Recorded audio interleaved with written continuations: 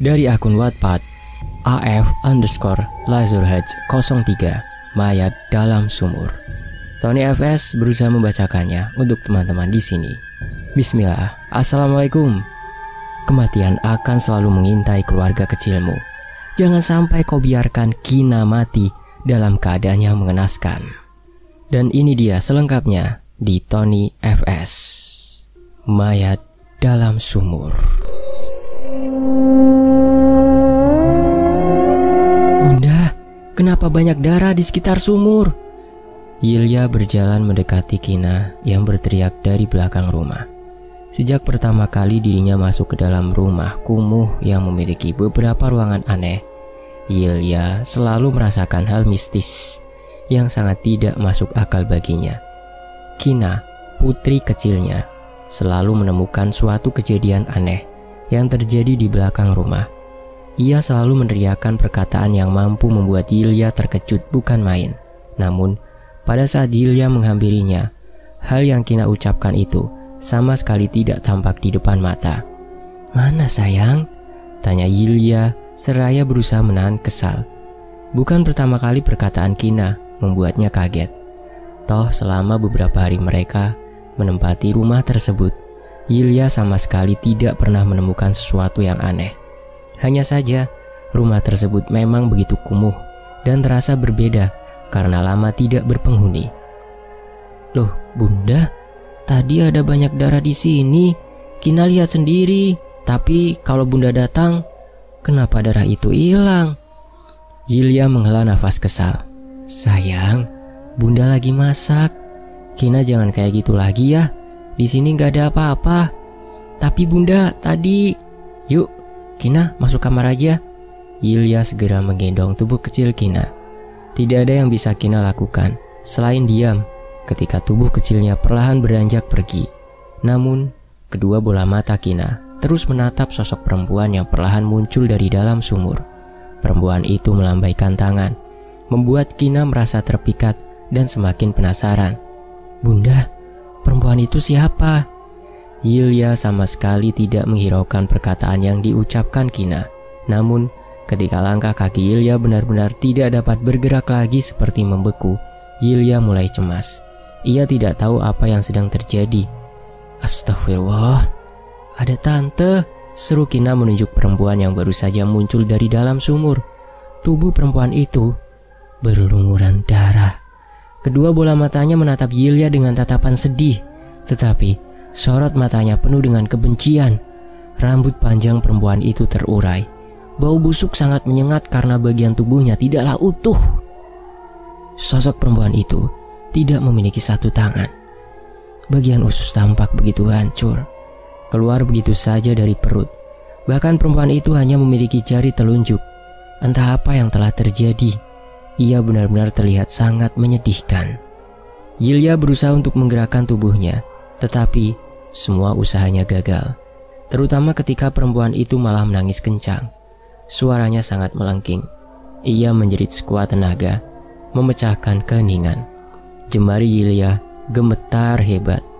Ia terus memeluk Kina yang tentu saja kini mulai menangis ketakutan. Keadaan mulai mencekam. Suara tangis Kina membuat perempuan itu semakin menggila. Ia menggeliatkan tubuh, seolah tengah menari dalam kesendiriannya. "Kina takut, Bunda. Kina benar-benar takut." Sekarang Yilya sadar jika perkataan anaknya, Kina, yang selalu berteriak memanggil namanya jika menemukan suatu hal aneh itu memanglah benar. Ada sesuatu yang tidak masuk akal dalam rumah ini. Bagaimana mungkin ada makhluk tak kasat mata yang dapat terlihat oleh manusia? Yilya terus berusaha menggerakkan tubuh, tetapi semua usaha itu sia-sia. Lengkingan suara perempuan itu semakin terdengar sangat kencang, sampai akhirnya muncullah seorang dari sebuah lukisan yang sangat Yilya sayangi. "Nyai Li," seru Yilya seketika saat melihat wujud asli seseorang yang muncul dari dalam lukisan. Bagaimana Yilya tidak merasa heran? Selama ini, Yilya selalu menjaga dan membersihkan lukisannya Yili dengan penuh kasih sayang. Semenjak Mas Arthur, suami Yilya, memberikan hadiah berupa lukisan penari yang sangat mempesona. Yilya selalu menjaganya. Bagi Yilya, lukisan tersebut sangatlah indah untuk dipandang. "Saya Nyai Li Kusmini. Kamu Yilya kan?" tanya Nyai Li tanpa menghentikan gerakan tubuhnya yang terus menggeliat tidak menentu. "Hah? Enggak mungkin. Astagfirullah. Ini hanya halusinasiku." Yilya berusaha untuk tenang ketika Nyai Li mengajaknya berbicara. "Kamu sudah merawat saya selama ini, Yilya. Tetapi kamu sama sekali tidak memberiku makanan." Bentakan Nyai Li membuat Kinas ketika menangis dengan sangat kencang. Yilya berusaha mengatur nafas yang tersengal. Kini, Kinas sudah tidak sadarkan diri dalam pelukannya. Tidak ada yang bisa Yilya lakukan, terutama pada saat Nyai Li menari-nari seraya membisikkan suatu kalimat yang benar-benar tidak Yilya ketahui maknanya. "Akan ada puluhan mayat yang berdatangan." Bentakan Nyai Li membuat Yilya terkejut bukan main. 1 detik setelah Nyai Li mengucapkan kalimat tersebut, raganya menghilang, bak ditelan bumi. Sementara itu, aroma bunga melati seketika memenuhi ruangan. Pandangan Yilya terkunci pada perempuan yang masih dapat terlihat olehnya. Perempuan itu berjalan mendekat dinding. Jemari telunjuknya mencoret dinding rumah dengan bertuliskan "mati". Pandangan Yilya sama sekali tidak berhenti melihat setiap gerak yang perempuan itu lakukan. Meski darah terus menetes, melumuri lantai yang baru saja Yilya bersihkan, ia tidak peduli. Yang pasti Yilya mulai penasaran dengan apa yang akan terjadi di hari berikutnya. Siapakah kedua makhluk aneh tersebut? Kamu akan mengerti maksud dan tujuan atas kemunculan saya dan Nyai Li. Bakalah kemenyan di setiap malam Jumat. Perempuan itu seketika menyalang menuju sumur, meski darah segarnya terus menetes. Sebelum lenyap, ia melambaikan tangan seraya tertawa dengan sangat mengerikan. Namun dengan perlahan dirinya menenggelamkan tubuh ke dasar sumur, meski sorot matanya tidak luput menatap Yilya. Setelah perempuan itu tenggelam ke dasar sumur, suasana tidak begitu terasa menyeramkan. Darah yang menetes pada lantai pun lenyap dan kembali bersih, seolah sama sekali tidak ada kejadian apapun. Kata yang perempuan itu tulis pun tidak tampak, namun Kina masih pingsan. Yilya dapat kembali menggerakkan tubuh. Ia segera berlari menuju kamar untuk membangunkan Kina, namun sesampainya di kamar, Kina justru telah sadar. Kejadian yang mengganjal kembali menghampirinya. Bagaimana mungkin semua terjadi dengan sangat cepat?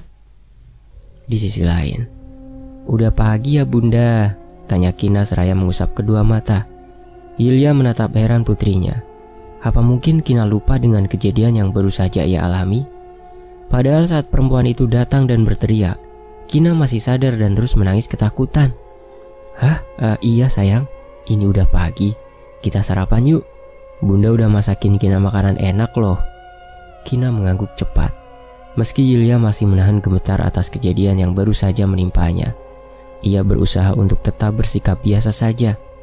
Mungkin Kina tidak sadarkan diri karena telah diberikan sesuatu oleh makhluk perempuan itu dan Nyai Li tersebut agar tidak ingat dengan semua kejadian menyeramkan. "Kina, gak ingat apa-apa kan sayang?" tanya Yilya seraya mengelus pucuk kepala putrinya. "Ingat apa Bunda?" Enggak sayang. Yuk kita makan sekarang. Bunda ambil makanan dulu ya." Kina mengangguk sembari bangkit dari tempat tidur. Berkali-kali Yilya mengucap syukur karena putri kecilnya tidak dapat mengingat kejadian tersebut. Biarkan hanya dirinya yang menghadapi semua. Kina terlalu kecil. Hidupnya harus tetap tenang dan bahagia tanpa gangguan dari makhluk penunggu sumur. "Bunda!" seru Kina. Yilya segera mengambil beberapa piring berisi nasi dan lauk. Dengan cepat ia berlari menuju tempat di mana putri kecilnya berada. Khawatir akan sesuatu buruk yang dapat terjadi. "Ada apa sayang? Kina gak apa-apa kan nak?" tanya Yilya cemas. "Kina gak apa-apa Bunda." "Itu di luar ada Kiki Barjo," balas Kina seraya menuju Ki Barjo. Kina sudah terbiasa memanggil Ki Barjo dengan panggilan Kiki Barjo sejak ia kecil. Ki Barjo ini merupakan satu-satunya keluarga yang dimiliki oleh suami Yilya.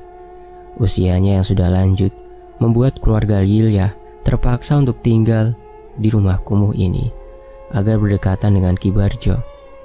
Usia yang tidak lagi muda membuat Ki Barjo kesulitan untuk menghubungi suami Yilyah. Maka Yilyah memutuskan siap untuk tinggal di rumah yang memiliki suasana tidak nyaman ini. Yilyah berjalan mendekati Ki Barjo seraya mengulurkan tangan untuk bersalaman. "Selamat datang Ki, udah lama nunggu." "Ah, enggak. Ada yang mau Ki bicarakan, bisa?" "Baik Ki, sebentar." "Yilyah buatkan kopi dulu." Ki Barjo mengangguk. Setelah Yilyah kembali dengan membawa secangkir kopi hitam, ia duduk di teras rumah seraya menunggu Ki Barjo mengatakan hal yang ingin dibicarakan. "Begini, Aki mau menyampaikan beberapa hal tentang rumah ini agar perlahan bisa kamu pahami." Yilyah udah merasakannya Ki, dari awal kedatangan Yilyah ke rumah ini, terutama kejadian tadi. "Jangan katakan," serga Ki Barjo dengan sangat cepat. "Ada apa Ki?" "Jangan pernah mengatakan kejadian yang pernah kamu alami pada siapapun kalau kamu tidak mau mendapatkan resiko buruk di kemudian hari." Yilyah menghela nafas sembari memaksakan senyum. "Baik Ki." "Dulu rumah ini ditempati oleh seorang kakek tua yang usianya tidak jauh berbeda dengan Aki. Hingga akhirnya suatu kejadian menimpa. Rumah ini dibiarkan kosong selama bertahun-tahun. Maka dari itu, Aki mempercayai kamu untuk tinggal di sini. Tapi Ki, selama keluarga Yilyah berada di sini, banyak kejadian aneh yang terjadi di rumah ini. Yilyah nggak ngerti kenapa mereka." "Suatu saat kamu pasti mengerti. Aki yakin hanya kamu yang bisa menyadarkannya." Yilyah menatap Ki Barjo dengan tatapan heran. "Apa maksudnya? Menyadarkan siapa?" "Aki pamit, jaga anak-anak kamu. Jangan biarkan mereka menemukan sesuatu yang mengganjal di dalam rumah ini.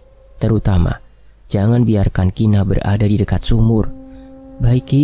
Yilyah mengangguk cepat. Ki Barjo pamit di saat pikiran Yilyah mulai dipenuhi oleh berbagai macam pertanyaan. Namun, sebelum Ki Barjo pergi, jemarinya menunjuk lukisannya Ili yang selalu Yilyah jaga.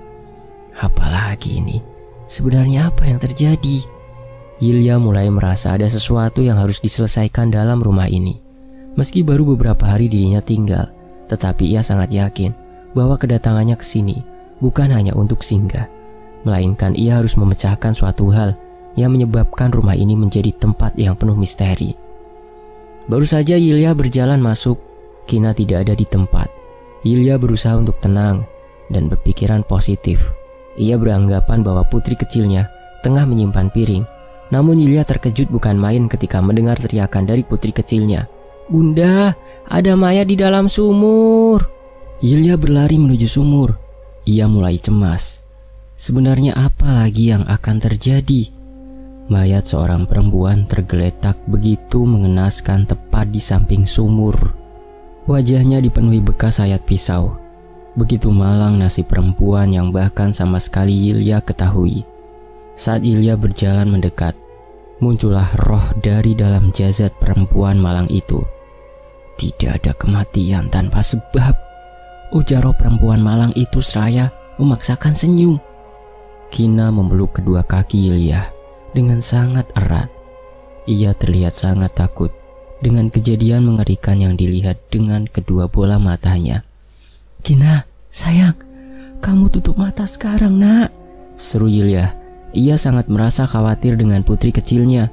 "Takut bunda, Kina mau ke rumah Kiki." Perkataan Kina membuat Yilyah berpikir sejenak.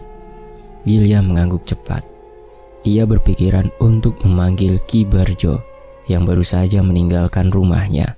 Seketika, Yilyah menyuruh Kina untuk berlari cepat meninggalkan ruangan penuh misteri ini. "Kina, tolong panggil Ki Barjo sekarang. Kina lari dari sini nak." Yilyah berusaha menyuruh Kina dengan perlahan. "Kina takut bunda, tante itu berdarah. Kina kasihan lihatnya. Ayo sayang, Kina panggil Kiki sekarang. Sebentar saja nak, bunda yakin kalau Kina itu anak yang pemberani." Air mata Kina mengalir begitu saja. Jemarinya bergetar hebat. Yilyah sangat mengetahui jika putri kecilnya sangat ketakutan melihat kejadian mengerikan ini. Namun, jika Kina masih berdiri bersamanya, besar kemungkinan ia akan mengetahui kejadian buruk lainnya. Maka dari itu, biarlah Kina pergi untuk memanggil Ki Barjo. Toh Ki Barjo pun pasti akan membantunya. Hingga akhirnya Kina berlari cepat menuju rumah Ki Barjo seraya meneteskan air mata. Setelah kepergian Kina, roh tersebut berusaha merasuki Yilya, tetapi tidak dapat mudah untuk roh tersebut masuk ke dalamnya. Hal itu membuatnya kesal dan terlihat bodoh. Yilya yang merasa bingung hanya terdiam ketika roh tersebut berputar-putar mengelilingi tubuhnya. Kedua bola matanya terus menatap bagian tubuh jasad yang ada di hadapannya, seraya memikirkan kejadian apa yang sebenarnya terjadi. Bagaimana mungkin jasad tersebut muncul dari dalam sumur? Terutama ketika Yilya melihat beberapa bagian tubuh yang hancur. Yilya mulai menebak jika mungkin saja jasad tersebut kehilangan nyawa akibat mutilasi dari seseorang yang tidak diketahui. Namun, mengapa tiba-tiba kemunculan mayat tersebut dari dalam sumur? Mungkinkah penyebab kematian mayat perempuan malang itu ada sangkut pautnya dengan sumur? Perempuan bodoh, apa yang sedang kamu pikirkan? Tanya roh tersebut sembari menatap tajam Yilya yang masih terdiam. Kenapa aku bisa mendengar suaranya? Batin Yilya merasa heran. Jawab, bodoh. Yilya memutar pandangan sembari berkacak pinggang agar terlihat lebih menantang. Yilya merasa sedikit kesal.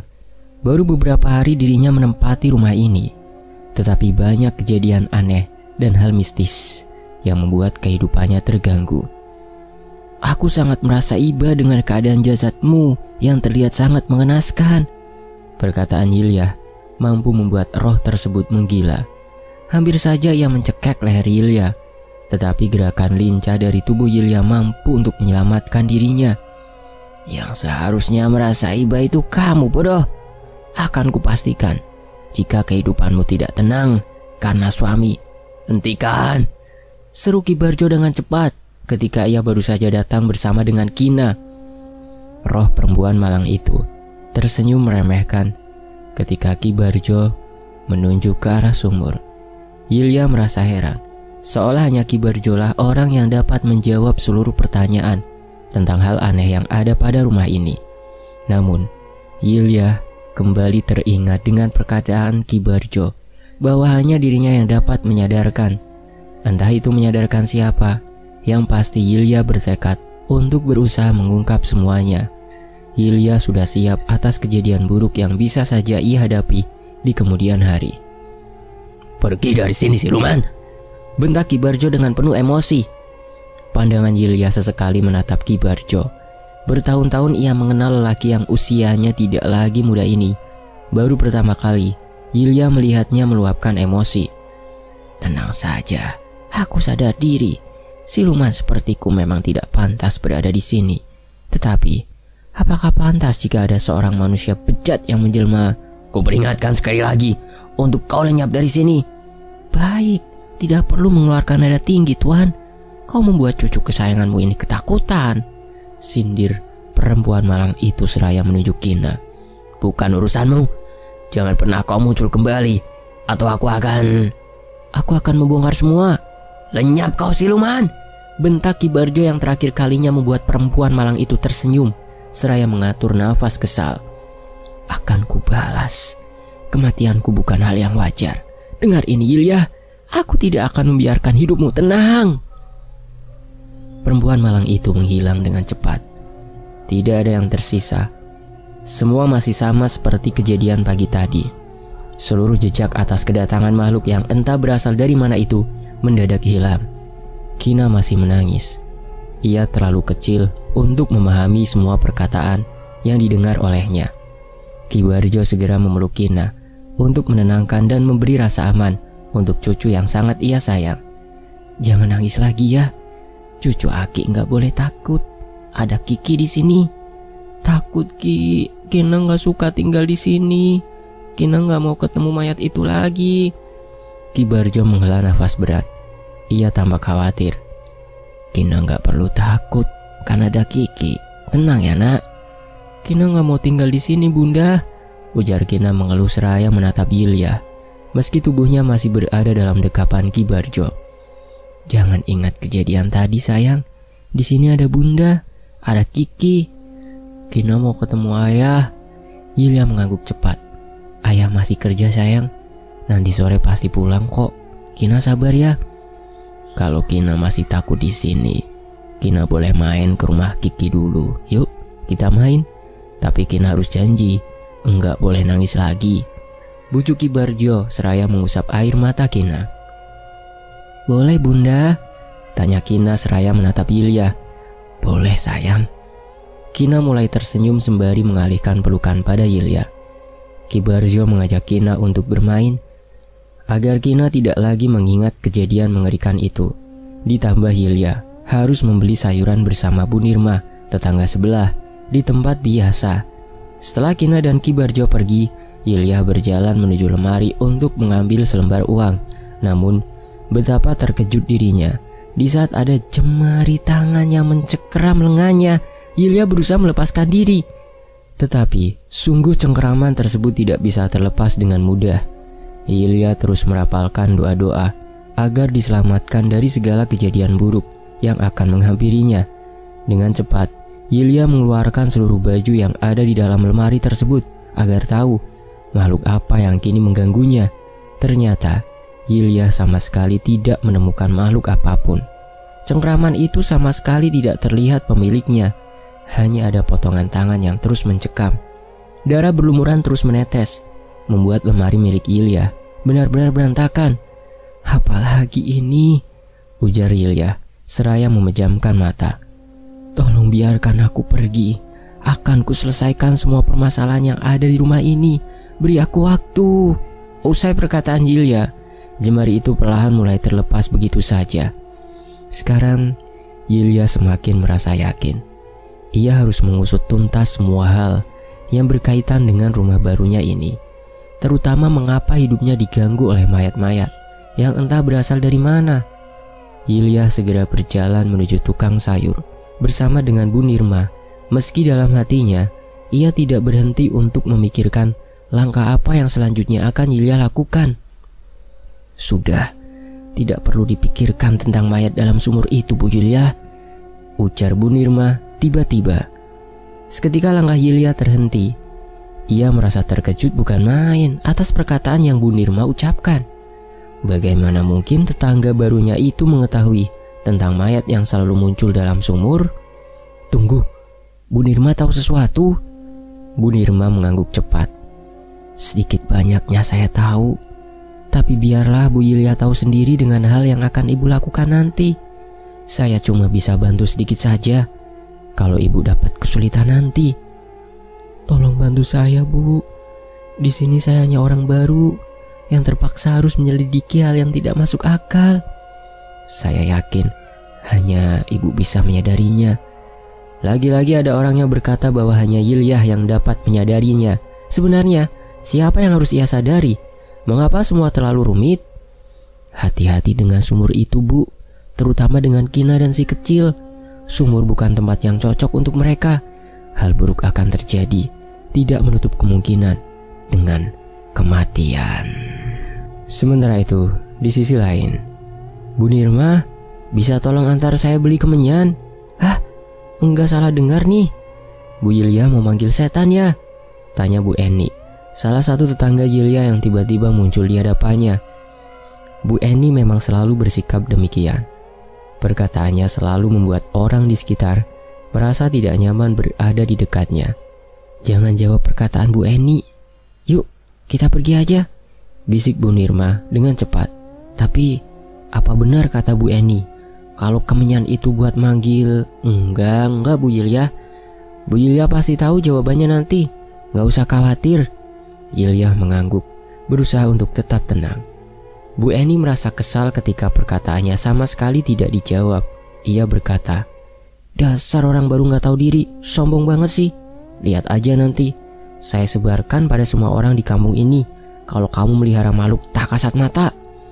Ih, mulut kamu itu kayaknya harus disulam ya. Licik banget jadi orang, pergi sana. Bu Nirma nampak sudah biasa menghadapi perkataan tetangganya yang tidak bisa menjaga perkataan. Namun Yulia masih beradaptasi dengan semua orang yang ia temui. Tidak mudah baginya untuk mengenal orang lain dan percaya begitu saja, apalagi jika orang tersebut seperti Bu Eni. Di sisi lain, kedatangan Mas Arthur membuat suasana rumah menjadi lebih nyaman. Kina berlari menuju pelukan ayahnya, sembari melontarkan senyum yang sangat manis. Mas Arthur memang selalu menjadi sosok yang mampu membuat semua terasa tenang dan aman. Setiap menjelang malam, Kina selalu bersikeras untuk tetap menunggu ayahnya pulang. Mereka memang sangat dekat, terutama Mas Arthur pun sangat menyayangi putri kecilnya. "Ayah, tadi Kina ngeliat." "Kina sayang, ayah baru pulang kerja nak. Ceritanya nanti dulu ya. Ayah pasti masih capek," ujar Yilya dengan cepat sebelum putrinya mengatakan sesuatu. Entah mengapa, Yilya kembali teringat dengan perkataan Ki Barjo yang mengatakan bahwa ia tidak boleh mengatakan kejadian apapun yang ada di rumah ini. Itu tandanya Kina tidak boleh mengatakan pada Mas Arthur agar tidak mendapatkan resiko buruk di kemudian hari. Yilya percaya jika suatu saat semua misteri ini akan terbongkar olehnya. "Ayah mandi dulu ya sayang. Kina main sama adik dulu ya." "Iya ayah," balas Kina sembari melepas pelukannya. Kina berjalan mendekati Dama, adik kecilnya yang hanya berbeda 2 tahun. Sementara Yilya dan Mas Arthur berjalan menuju kamar. Tidak ada suatu yang janggal sebelum akhirnya Mas Arthur membuka lemari. Darah segar menetes begitu saja dari dalam lemari. Baju-baju yang disusun rapi tampak tidak jelas susunannya. Yilya menghela nafas berat, seraya memejamkan mata karena menahan kesal atas kejadian aneh yang selalu saja menghampirinya. Namun, Mas Arthur tampak berbeda. Ia menatap cemas tetesan darah tersebut. Mas Arthur terlihat berbeda. Raut wajahnya menunjukkan sesuatu yang belum diketahui maknanya. Di sisi lain, Mas nggak ngelakuin. Maksudnya, ini kenapa sayang?" tanya Mas Arthur gelagapan. Ia tampak sangat cemas. "Aku nggak tahu Mas, kenapa banyak darah di sini," jawab Yilya menutupi jawaban yang pada dasarnya ia ketahui. "Kita bersihkan saja," imbu Mas Arthur. Namun entah mengapa jemarinya justru meremas baju. Mas Arthur tampak sangat cemas. "Tenang saja Mas, biar aku bersihin." Yilya berusaha menenangkan suaminya. Yilya menggenggam jemari Mas Arthur untuk menenangkannya. Tetapi siapa sangka jika Yilya merasa ada sesuatu yang berbeda. Jemari Mas Arthur terasa lebih berkerut. "Ayo bersihkan sayang."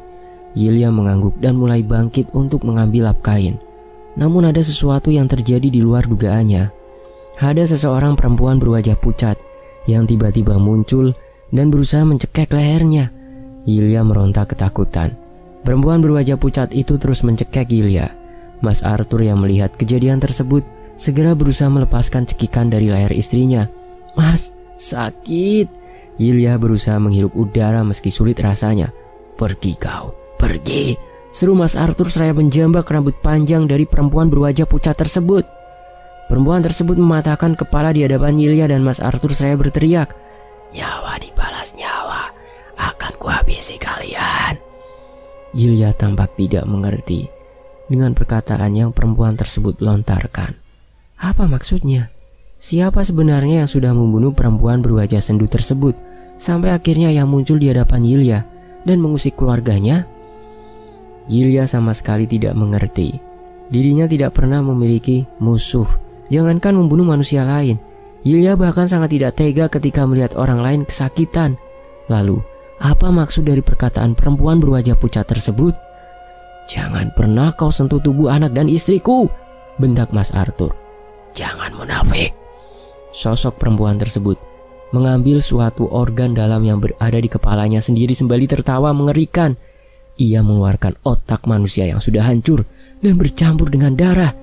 Yilya menutup mulut menahan mual dari bau darah yang begitu menyengat. Bertahun-tahun dirinya hidup, Yilya baru pertama kali melihat organ tubuh manusia yang sudah hancur dan tampak sangat menjijikkan.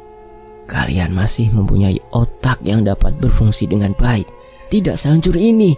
Seharusnya kalian dapat berpikir dengan jernih." Selepas bentakan dari perempuan berwajah sendu itu dilontarkan, ia langsung menghilang begitu saja. Berbeda dengan kejadian sebelumnya, jejak bekas terjadinya hal aneh itu ternyata sama sekali tidak menghilang. Justru Kamar yang seharusnya dijadikan tempat Yilya dan Mas Arthur beristirahat malah menjadi kotor dan berlumuran darah. "Mas, sebenarnya ada apa ini?" tanya Yilya mulai merasa resah dengan kejadian yang selalu terjadi di rumah ini. "Mas nggak tahu sayang," balas Mas Arthur pelan. Yilya merasa ada yang aneh dengan Mas Arthur. Tidak biasanya ia tampak begitu gelisah dengan sesuatu. Mas Arthur selalu bisa menyikapi sesuatu dengan tenang. Tetapi mengapa kali ini tidak? Bahkan keringatnya terus menetes dengan deras. Satu hal yang sangat Yilya ingin tahu. Mengapa jemari Mas Arthur terasa lebih berkerut ketika disentuh olehnya? Yilya sama sekali belum pernah menyentuh jemari yang benar-benar berkerut, kecuali Ki Barjo. Kerutan tersebut rasanya sama dengan lengan Ki Barjo yang selalu Yilya salami jika dirinya berkunjung. Namun, apa artinya? Usia Mas Arthur dengan Ki Barjo tentu saja berbeda sangat jauh. Kejadian yang berulang kali terjadi di hari yang sama ini membuat Yilya lebih menguatkan tekad untuk berusaha mengungkap semua misteri yang ada pada rumah ini. Bukan hanya itu, hal utama terletak pada sumur di belakang rumah. Yilya sangat yakin ada puluhan mayat di dalam sumur tersebut. Mayat-mayat tersebut nantinya akan selalu membuat kehidupan Yilya beserta keluarganya menjadi tidak tenang. Ini sebuah tantangan. Yilya harus dapat menghadapi semua seperti apa yang dikatakan oleh Ki Barjo, meski Yilya tidak tahu siapa yang harus ia sadarkan. Sementara itu, persediaan air sudah habis, Mas. Bisa tolong ambilkan di dalam sumur? Kamu takut ya? Tanya Mas Arthur cepat. "Oh, enggak Mas, tapi..." "Di rumah ini gak ada apa-apa sayang. Kita gak perlu lagi nyediain air. Ambil aja dalam sumur." Mas Arthur tersenyum meyakinkan istrinya. "Aku mau mandi Mas." "Gak apa, jangan khawatir." Yilya menghela nafas berat. Dengan terpaksa ia melangkahkan kaki menuju sumur. Yilya menimba air sembari nyapu bersih pandangannya. Khawatir ada sosok yang tiba-tiba muncul di hadapannya. Yilya memberanikan diri untuk mandi pada sumur tersebut dengan mengenakan samping, yaitu kain seperti sarung, untuk menutupi tubuhnya. Dengan perlahan, Yilya mengguyur tubuh dengan air yang didapatkan dari dalam sumur. Meski hati kecil Yilya merasa takut akan kejadian buruk yang dapat saja menimpanya, Yilya tetap berusaha tenang dan segera menyelesaikan kegiatannya. "Jangan lupakan kemenyan itu." Yilya menghentikan gerakan tangannya yang sedang mengusap wajah. Suara tersebut terdengar sangat pelan, tetapi Yilya tetap dapat mendengarnya. Yilya yakin jika suara tersebut berasal dari makhluk-makhluk tak kasat mata yang selalu mengusik hidupnya. Keinginan Yilya untuk mengungkap misteri ini semakin kuat. Ia segera menyelesaikan kegiatannya. Hari ini, Mas Arthur telah izin kepada Yilya untuk lembur kerja semalaman. Dengan cepat, tentu saja Yilya mengizinkannya, karena tepat di malam inilah Yilya akan memulai penyelidikannya mengenai mayat-mayat yang terus mengganggu hidupnya. Yilya sudah tak sabar menunggu malam datang, di mana pada saat dirinya mulai mendapatkan titik cerah dari setiap hal ganjil yang tidak dapat dengan mudah diketahuinya. "Kina, jagain adiknya ya. Dama masih kecil. Kalau Kina mau main, jangan lupa ajak Dama." "Siap ayah, Kina pasti jagain Dama kok." Senyum Kina terlihat sangat manis. "Dama juga jangan nakal ya, nggak boleh gigit mainan," kata Mas Arthur seraya menyubit pelan Dama, putra kecilnya. "Iya ayah, Dama gak nakal," ujar Dama ikut tersenyum. "Ya sudah, ayah pergi dulu ya." Mas Arthur mengalihkan pandangan kepada Yilya. "Kalau ada apa-apa, hubungi Mas sayang." "Iya Mas," jawab Yilya tersenyum tipis. Nyatanya, Yilya tidak akan menghubungi suaminya jika kejadian aneh itu akan terjadi nanti. Mas Arthur melangkah pergi setelah berpamitan dengan anak dan istrinya. Yilya tersenyum senang. Ia segera beranjak mengambil kemenyan yang sudah dibelinya bersama Bu Nirma beberapa hari yang lalu. "Jangan lupa siapkan kain kafan yang sudah disiram dengan air sumur. Kamu pasti melihat sesuatu yang gak masuk akal. Tapi harus tetap percaya. Bakar kemenyan di tengah kain kafan yang sudah diletakkan di dekat sumur." Yilya berusaha mengingat perkataan Bu Nirma. Jemari Yilya cekatan menyiram kain kafan dengan air sumur. Ia mulai meratakan ke semua bagian. Dalam hati, Yilya berharap jika malam ini menjadi awal dirinya mengetahui kejadian apa yang sebenarnya ada di dalam rumah ini, terutama sumur tua yang tak henti-hentinya membuat hidup Yilya tidak tenang dalam hitungan hari.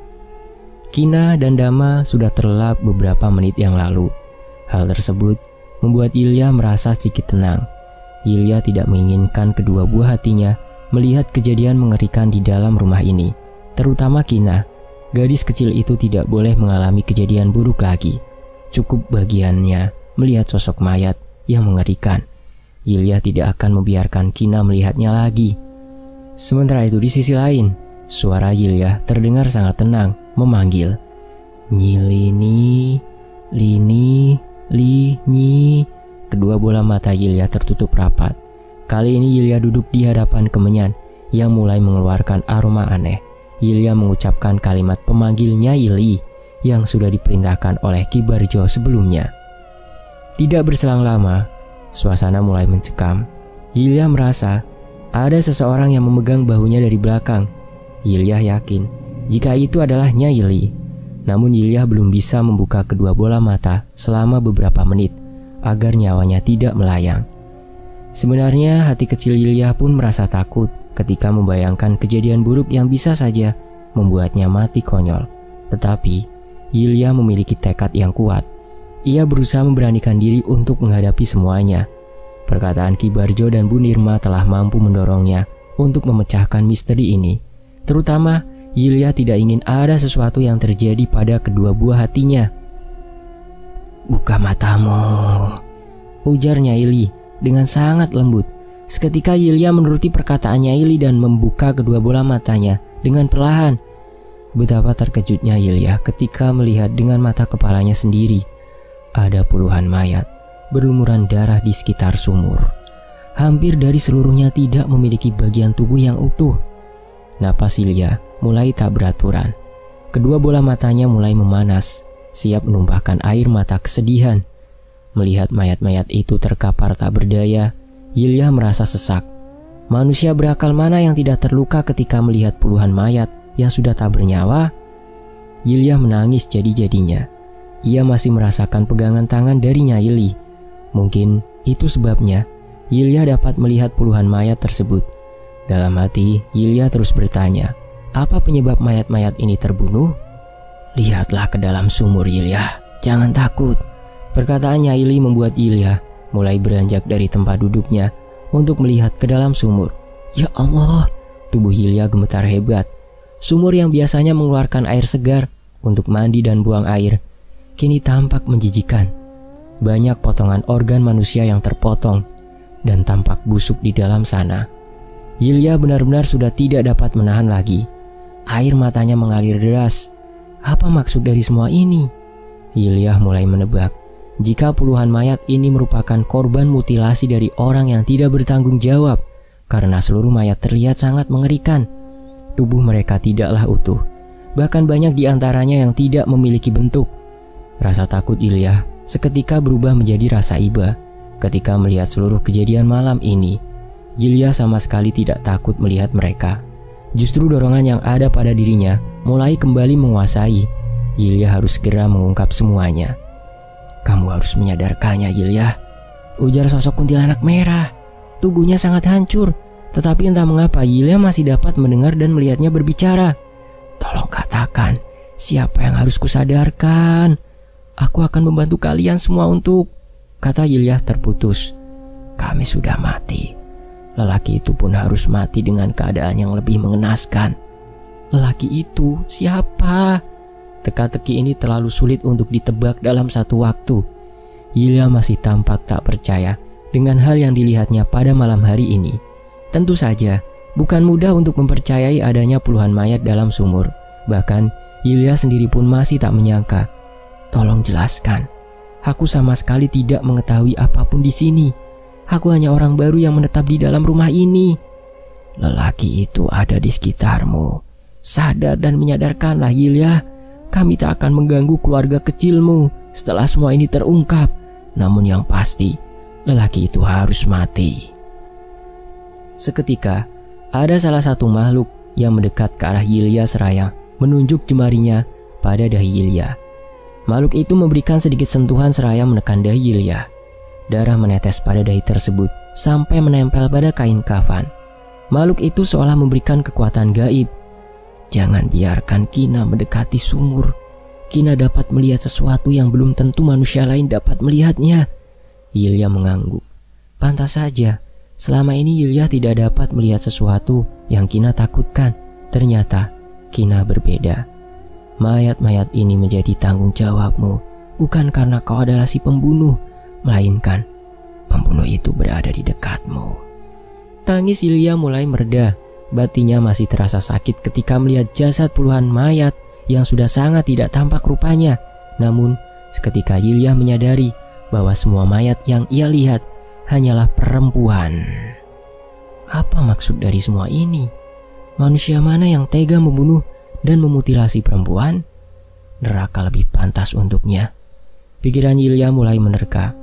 Mungkinkah mayat ini korban dari lelaki jahat yang hanya ingin menikmati dan kemudian membunuhnya? Namun, mengapa harus di sini? Mengapa harus tepat berada di dalam sumur ini? Tetaplah berusaha mengungkap semuanya, kecuali kalau kau ingin berakhir seperti puluhan mayat yang mengenaskan ini. Bersambung, nantikan kelanjutannya hanya di Tony FS. Demikianlah sebuah kisah dari Alfa @alfa_lazohar. Terima kasih semuanya, saya pamit ya. Wassalamualaikum.